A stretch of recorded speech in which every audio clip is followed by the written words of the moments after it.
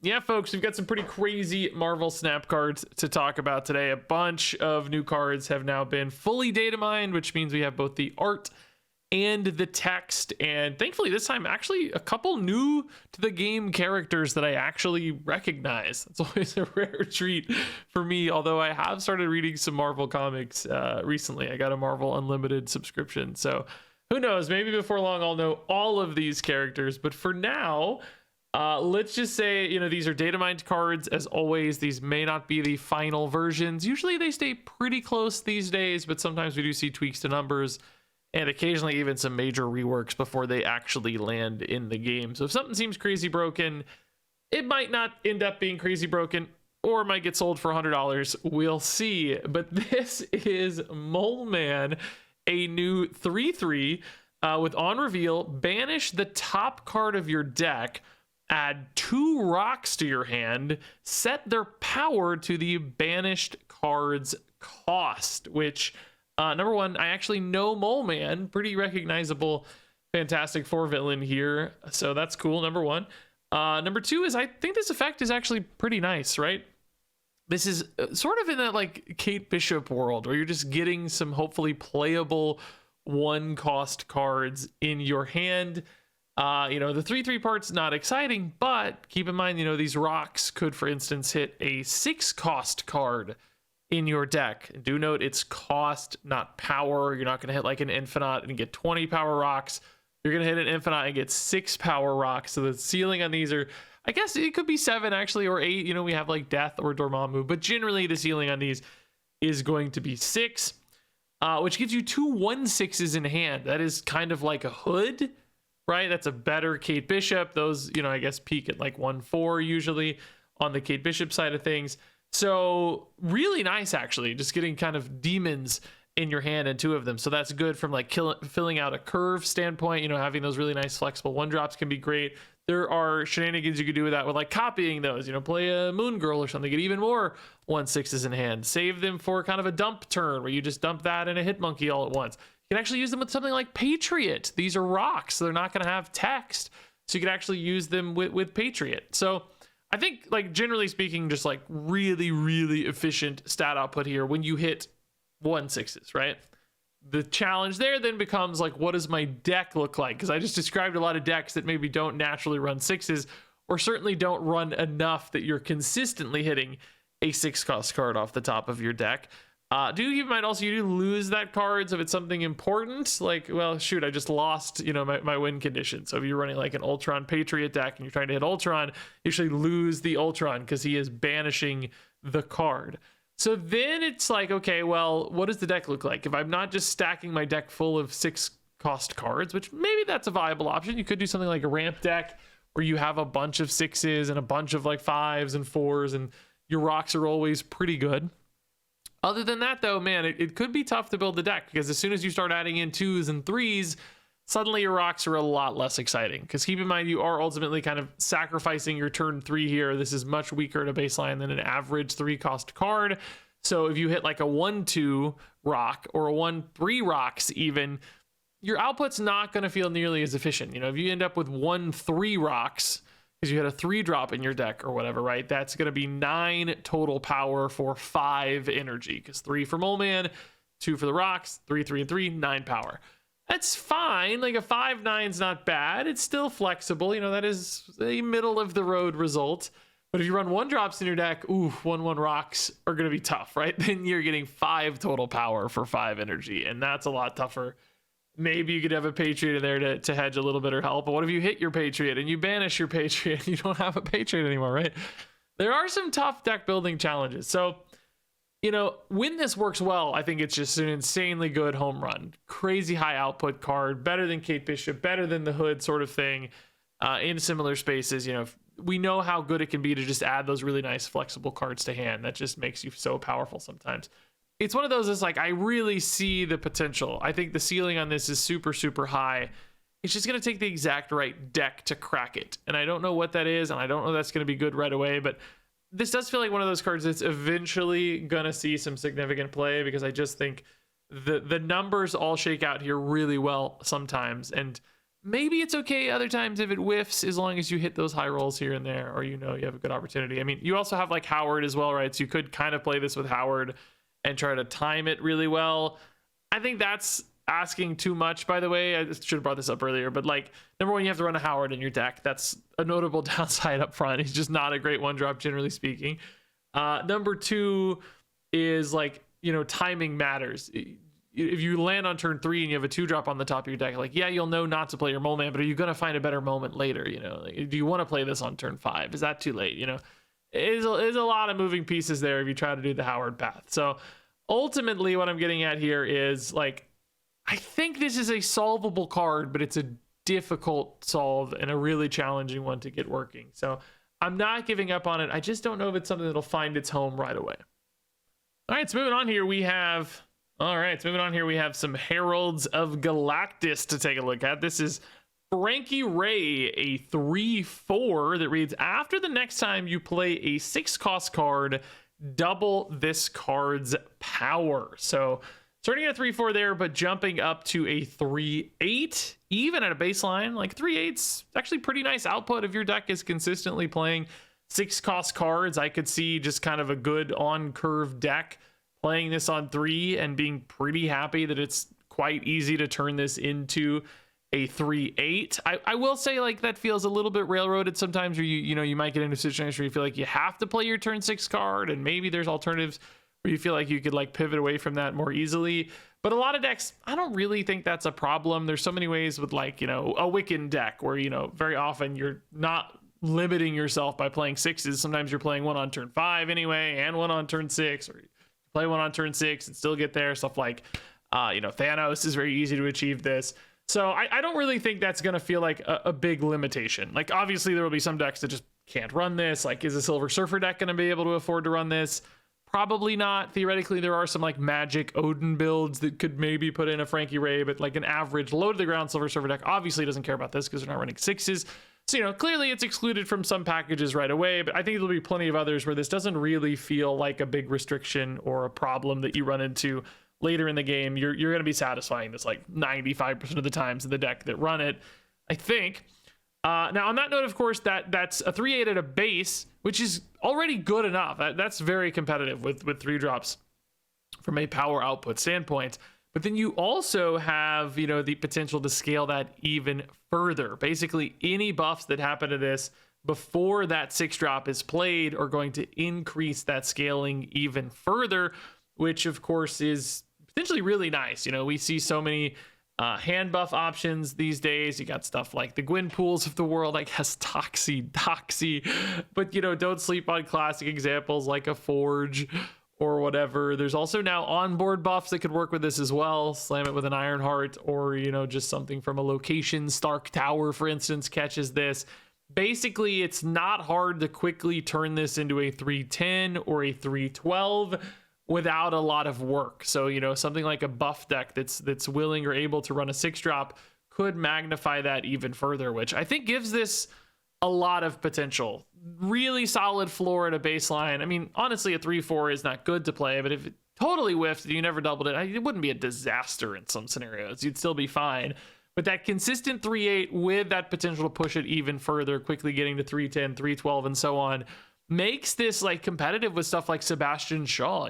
That's in that like Shaw range already for a buff deck in a similar spot. Again, demands the 6-drop, so not always going to fit perfectly, but I think ultimately a card that can scale this easily and potentially this well, like this highly, is going to be a pretty good card. All right, so moving on to Firelord, who is definitely not the Human Torch or Frankie Raye. It is a distinct, unique character. He does look pretty cool holding this crazy flaming quarterstaff thing or whatever it is. But Firelord is a 4/6 with, on reveal, revive one of your discarded or destroyed 3-cost cards here. So theoretically, some discard and destroy synergy with this one, but man, this card looks and feels clunky to me, and I'm not sure I really see a great use case on this one. So let's just talk about discard first, right? Most of the discard package doesn't really make sense with this. Moon Knight, you're discarding an even cost card. no good, right? We want to play Firelord on 4 often, presumably. No good. You know, Lady Sif on turn 3. No good, right? It would discard your Firelord, not a 3-cost card.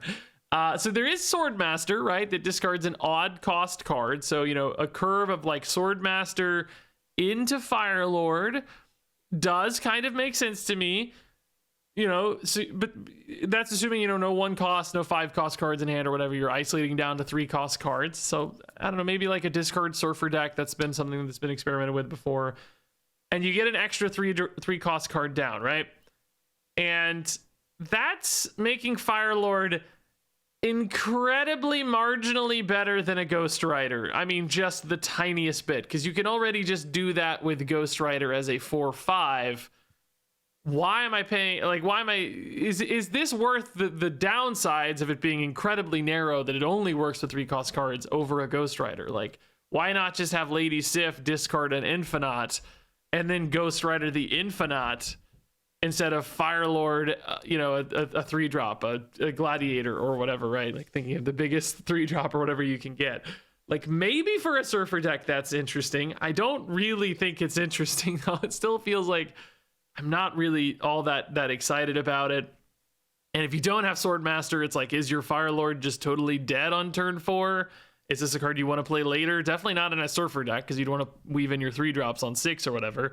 So it's like, it's in this weird space. Like, it's worse than Hela as well. Like, Hela just gets you all the cards. She gets you 3-cost and more. Like, yeah, of course she costs more, but you know, you can do other things in the meantime. You can play other ways to discard things on turn 4. Play the Hell Cow or whatever on 4 instead of the Firelord, and build a Hela deck out that just does all of that more universally, right? It's like, in other words, this isn't as quite as like of a commitment to an entire game plan. It's just this weird little stopgap halfway card. So like Ghost Rider is more interesting, Hela is more interesting. And then if you talk about the destroy side of this card, like the timing on that's super weird. Like, you got to play the 3-drop on 3 and then you got to destroy it later. I mean, like, technically Kid Omega now could be played on 2 and then you destroy a 3-drop on 3 and then you Firelord it on 4 to bring it back. But it's like, again, kind of convoluted. If you miss the Kid Omega, it's like, when are you playing Firelord? Because then you got to destroy the 3-drop on 4 and then play the Firelord later. And ultimately still all you're doing is just bringing back the card. Like, resummoning a 3-drop's not, I think, all that interesting. There are some things with, like, you know, doubling on reveals, like use a Dakin, destroy the Dakin, reviving it gives you another on reveal on the Dakin, and you get multiple shards in hand, and there's like some kind of fun stuff there, but you only have 1 Dakin. You know, you don't have 2 Dakins with you would with like a Frigga, for instance. It gives you the multiple Dakins as a win condition. So I'm just like trying to map this out, and I just don't see the use case for this at all. Like, why does it need to be so specific? Why can't the stats be bigger compared to Ghost Rider? The flexibility here of working with both discard and destroy is not really an upside, because it'll always just be a deck that supports one and not the other. I would think almost always anyway. We've just never really seen a successful hybrid there yet, and I don't think this is the card that changes that anytime soon. So ultimately, like, I guess it's fine technically. You know, I'm almost thinking about like a Cerebro deck where you have, like, you know, Swordmaster into Firelord. But even Hela does that with a C6 package already. So again, I just don't know, man. It doesn't make sense to me. I don't really see why this needs to exist. It doesn't feel like it's solving any new problems. It doesn't feel like it amps up the power on any of these options in a at least significant way. So ultimately for me, I feel like this card's just falling in all the gaps and probably not getting played as it stands. I just don't see it here. So now let's talk about this guy, because he's theoretically helpful to our last card, Firelord. Like, they appear to have a synergy, but I don't think it's gonna work or save them in any way. So this is Airwalker, right? A 3/4. When this is destroyed, replace it with a 4-cost card from your hand or deck. So, like, in a destroy deck, right, you can theoretically play Airwalker. You can destroy it with whatever, Venom or Carnage, you know, that sort of thing. That's gonna summon your Firelord, assuming that's the only 4-cost card in your deck, which maybe you build it out that way, right? And then the Firelord will also now resummon the Airwalker, which I guess could actually be destroyed again to continue the chain, but if you're only running 1 4-cost card to guarantee the Firelord, you know, you're not going to have another 4. If you're running multiple 4s, you might miss the Firelord, because, you know, it is deck or hand. It's not like you're going to be able to, like, target the Firelord if you have more 4s. So you could like break some loops there pretty easily. So it would be tough to decide which of those is better. So the question then becomes like, is that worth that investment? Like you're playing kind of a 3-cost card here to effectively get sort of 10 power because you're getting the Firelord and your 3-cost card back. I mean, like theoretically, you know, a Venom could kind of lock in the Airwalker stats to help make that even better. Null could kind of pass some of that value back as well again, so that even though you're destroying the initial 3-drop, you're still kind of benefiting from those stats at the end of the day. Like, it's kind of, I think it's kind of okay when it lines up really, really well. And any other time, it's just a lot of dead cards in your deck that I think are sort of weird and clunky and like really break your curve. Even this kind of breaks your curve, to be honest, because a lot of the destroy stuff you want to do is a 3-cost play. So playing this on 3 and then playing like a Deathlock or a Venom or whatever the turn after, you're already getting some weird floats there. Like, of course, you can play 1-drops to fill in, but it just adds more curve demands and makes things a little clunkier in some cases. And then the fail states on these are really bad. Like if you draw this too late and your game plan's already moved on, like it's just not going to be worth destroying this. Like it might be really hard to weave this in on turn 5 and destroy it, for instance. And the power swings just don't feel big enough. Like I feel like the cards all kind of need to be 1 or 2 power bigger to really make that feel like a compelling play. And so often they're both just going to be dead when you don't hit that. So ultimately for me, like I just don't see that paying off comparatively to other things. Like it's not bad when it hits, it's fine, but there's a lot of other good plays to do too. There's other good things to do with your decks and your deck slots. And I don't think this outpaces other options for destroy decks who might want to be like building up a big Deadpool, right? That's often a big game plan for destroy decks. Like, is this a better payoff than a Deadpool? Because you got to cut a couple cards from the deck to put these in. You know, there's opportunity costs to consider here. I just don't think so.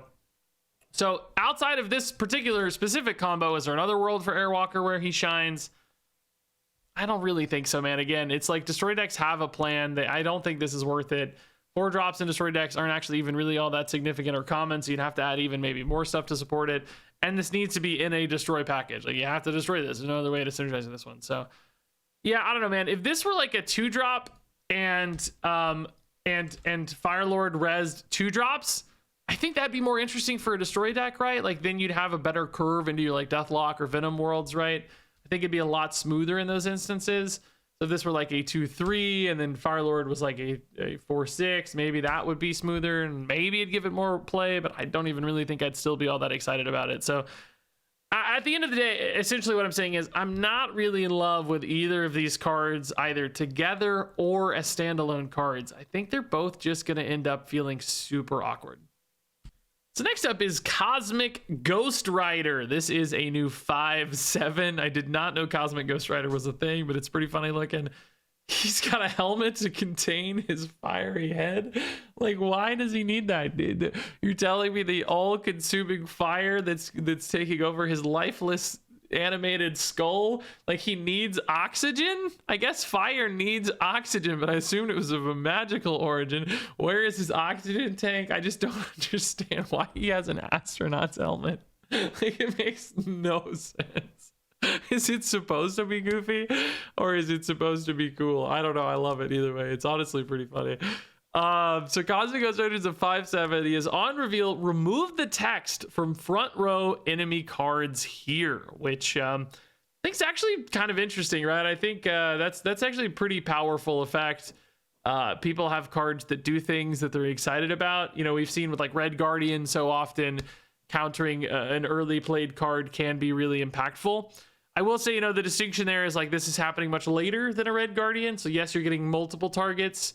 But you're doing it later. So, you know, for instance, if they play like a Kid Omega or a Ravona or something early, that can often be a really good target for Red Guardian because you might shut down their plan early before they have a lot of time to benefit from it. Whereas with Cosmic Ghost Rider, that's less likely to happen. Now, of course, you know, this can still hit lots of other things and it hits them universally, unlike Red Guardian, which sometimes, you know, people can dodge Red Guardians and put a rock next to the Kid Omega and suddenly, crap, their Kid Omega still goes off, right? Whereas with this just works, which that is an additional upside. It just works. So you will occasionally just catch some Captain Carters or some Iron Mans or something and make some really big plays. So I don't know. This one's kind of in the middle for me. Like, I could see this being a pretty interesting tech card of sorts, but it's an expensive tech card, and it's sometimes hard for decks to squeeze in these really expensive tech cards. 5/7s, I think this could almost be like a 5/8. You know, I'm thinking about comparable things like, I don't know, an Enchantress almost, right? Like, yes, it's nice that this works across everything. It can beat ongoing cards and just like base text cards or whatever. Enchantress is narrow, but you know, her size really helps sometimes. This could maybe be pushed just a nudge for me. Maybe it's the kind of card though that gets played like in Airsham decks, which is kind of a freebie tech card. You know, it's kind of a 4-cost card in Airsham because you get to play it a turn earlier.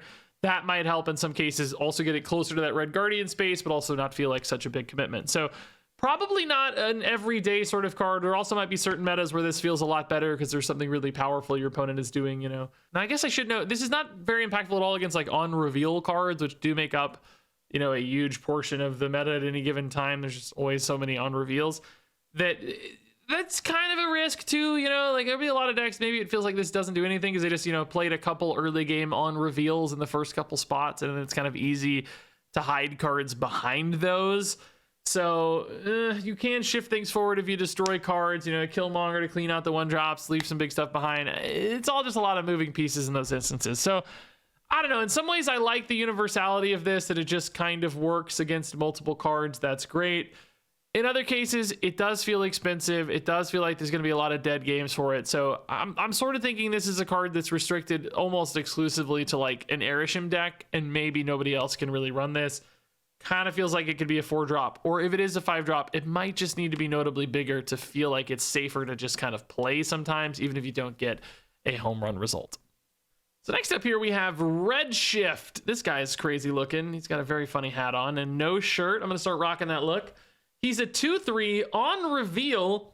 Discard the leftmost card in your hand to add a random card with the same cost to your hand. So a nice little discard here that gives you a replacement resource. So you know, if you have something you really love to discard, that's great. You get to discard it, you get to benefit. You know, you have a Proxima Midnight, you have a Wolverine, whatever. You discard something cool, and you still get a replacement enhance. You're not losing any value. Maybe that card comes in useful sometimes. A bit of unpredictability against the opponent.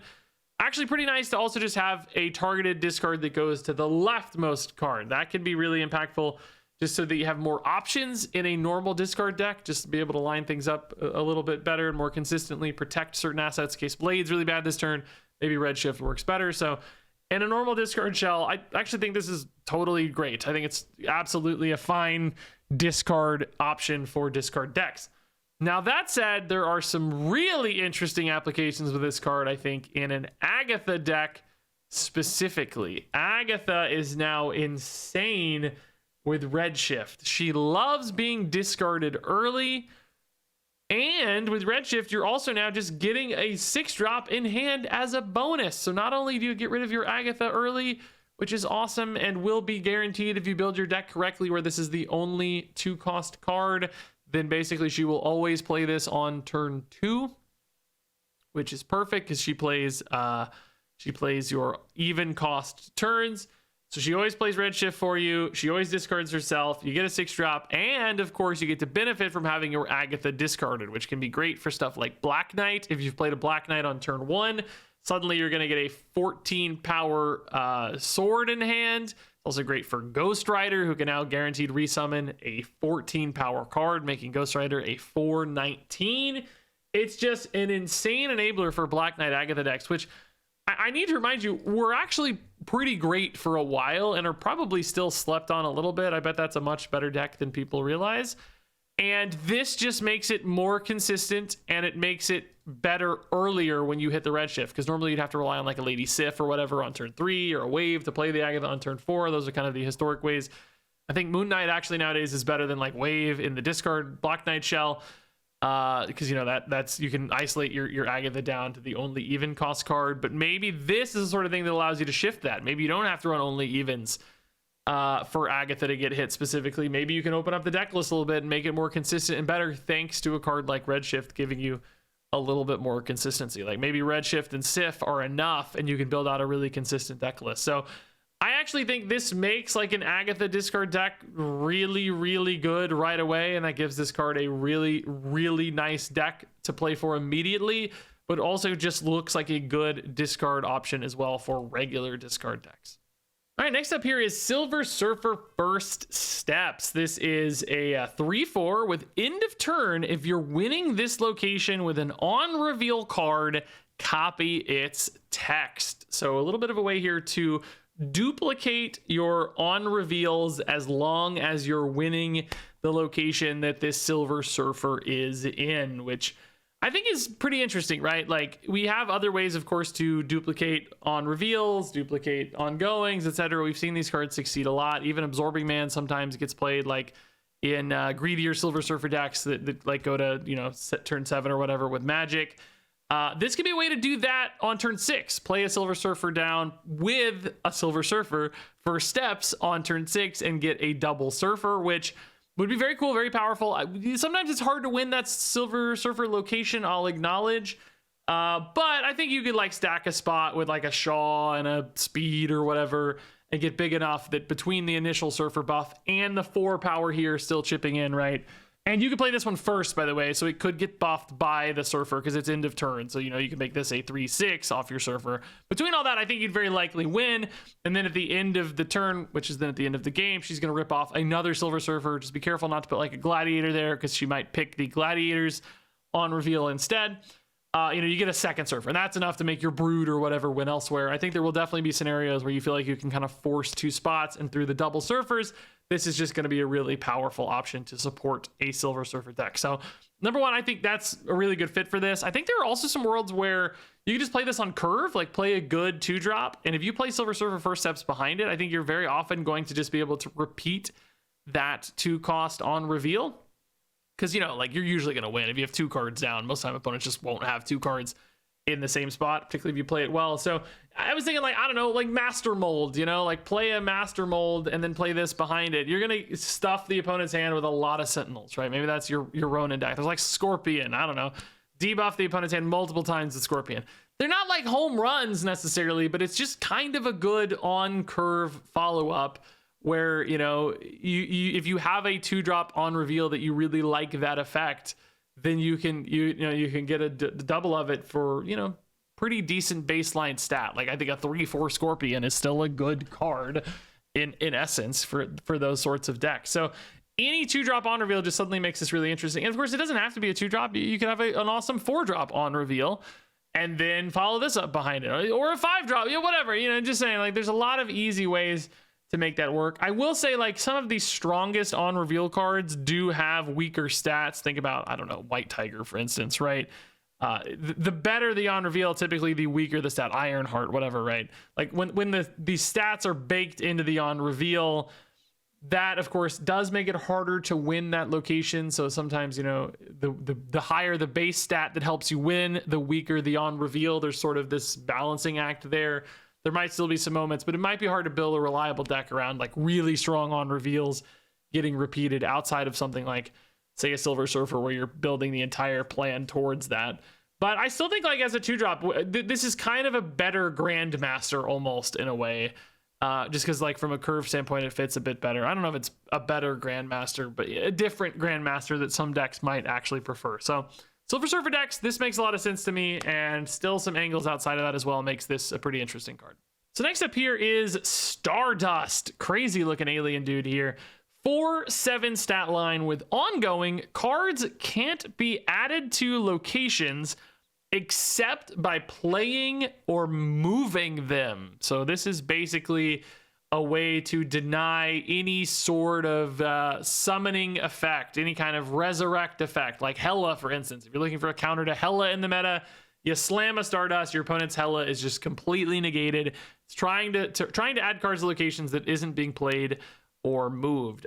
There's also stuff that's like, you know, summon a card from hand, like a Proxima Midnight or whatever, I guess, could not be added to the board with Stardust. Like Jubilee could not summon a card. Ghost Rider, that's kind of hella Jason. You get the idea, right? Any way a card is getting added outside of normal mechanisms, Stardust is there to counter it, which this is straight up, I think, just a tech card. that will not be played most of the time. I don't know that there's ever a meta that's like, this is going to be so consistently good and like those effects are so pervasive that it's always around, but there will be moments where this is a worthwhile addition to a deck that can like afford to run a 4/7, maybe a Zabu deck, and there's a lot of Hela in the meta at that given time or whatever. Sure, you toss in a Stardust. 4/7's a really solid base stat line for that sort of thing, where it doesn't feel like it's a big sacrifice in your deck necessarily, and it does shut some stuff down. So it's just exactly in that tech card slot, like a lot of other cards. Not going to be there all the time, not going to be in every deck, but occasionally a deck will have space for this, and there's going to be a meta that requires it, and I think Stardust is totally fine in those scenarios. A very playable sort of tech card, just not one that's everywhere all the time, I guess. All right, so next up here is Terrax. This is a dude I recognize. Like, actually, I don't even know why I recognize him, but I know this dude. I think from some action figures or something, but very cool character. I always thought he looked awesome. He is a 3/3 with on reveal for each location, shuffle a rock into the losing player's deck. So basically up to 3 rocks here getting shuffled into your opponent's deck if you're winning all 3 locations. So kind of like that Galactus check, where you need to be winning the location. Also kind of like the Silver Surfer First Steps check now as well, where you need to be winning the given location. Otherwise, you risk shuffling rocks into your own deck, which I think does make this a pretty tough proposition to play on turn 3 as a 3 power card himself. It's not very likely that he contests that location all that well himself. Like, that barely beats average 2-drop or whatever.